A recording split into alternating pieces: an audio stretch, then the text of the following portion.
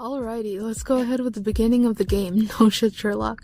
Are you serious? So we casually walk out of the House of Hades right into Tartarus, the first of the 3 major levels, the other 2 being Asphodel and Elysium. The progression is done by completing a number of chambers. All the chambers have a mini boss fight, some form of traps, and a room to catch your breath and chat with a peaceful NPC.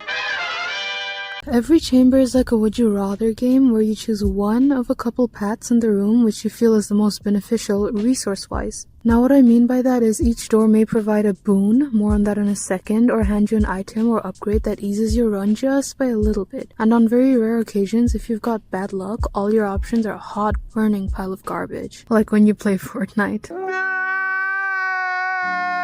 Let's check out the combat real quick. Zagreus, who we play as, has 4 unique abilities: a basic attack, a special attack, a dash to close distance or dodge incoming attacks, and a cast that shoots a bloodstone. These abilities can be given unique properties based on the boon whichever Olympian god grants you. Now, we're all wondering, boons, what are they?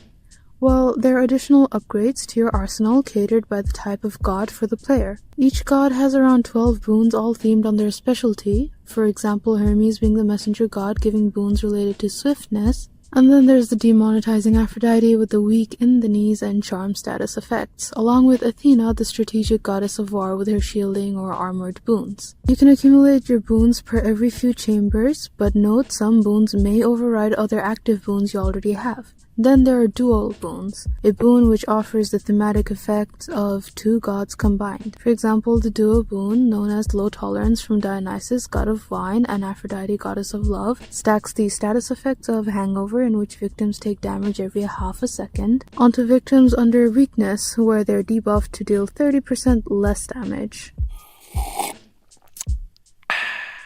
The arsenal selection, aka Infernal Arms in-game, is small, around like 6 options, yet diverse. We won't be going into all of them, just a couple, so we've got firstly Stygius, blade formerly wielded by Poseidon, whose attacks are a quick 3-combo directional or wide swing, and can also smash into the ground, damaging foes in its radius, though during this, Zagreus is immobilized for a second or 2.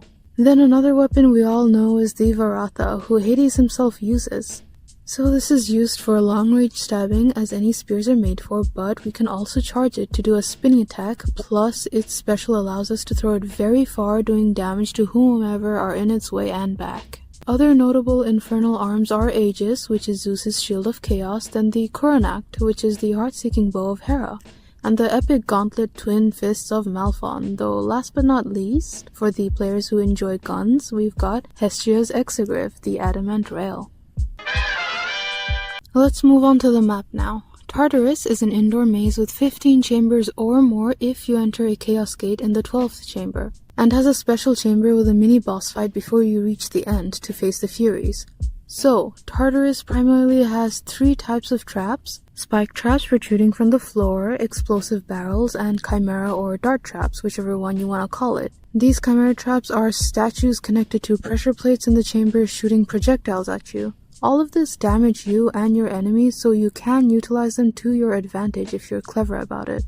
The second level, if you pass your battle with the Furies, is Asphodel. This place doesn't feel as claustrophobic as the maze in Tartarus, but it's sure as hell irritating, perhaps more so than the traps in Tartarus. This is because Asphodel is a rocky archipelago afloat on the river Phlegethon's magma, and each island is dotted with these tiny little puddles of lava all over it, which cause damage if you even think of inching close to it. At least there's respite literally and metaphorically, because this stage has only 10 chambers, and there's also a chamber where you can just hang out with Eurydice and eat her gourmet food that boosts your boons. The final boss for this place is an epic bone hydra, which you'll call Lerny, perhaps a reference to Lake Lerna, a common habitat of hydras, after becoming buddies with from collective fights you 2 have throughout the game. The third level is Elysium. Compared to the other 2, this is just like its namesake. It's a bright paradise of green hills surrounded by many waterfalls and the river of forgetfulness known as Lethe. There are 11 chambers here, and the traps are less ground-based and more vertical. Gold statues of heroes lined with spears and bows are all activated with timers rather than triggered. The enemies fight you in waves, and the mini-boss fight utilizes mobs and swarms to overwhelm you or instead give you a small taste of the upcoming stage bosses with Asterius the Minotaur. At least right before the mini-boss fight, you have a chance to meet the extra espresso depresso Patroclus, who gives you much appreciated 1-ups. The actual boss fight itself is unique as you're against two individual characters, those being Asterius and Theseus, at the same instance, both with their own different set of combat techniques. That's the end of the war!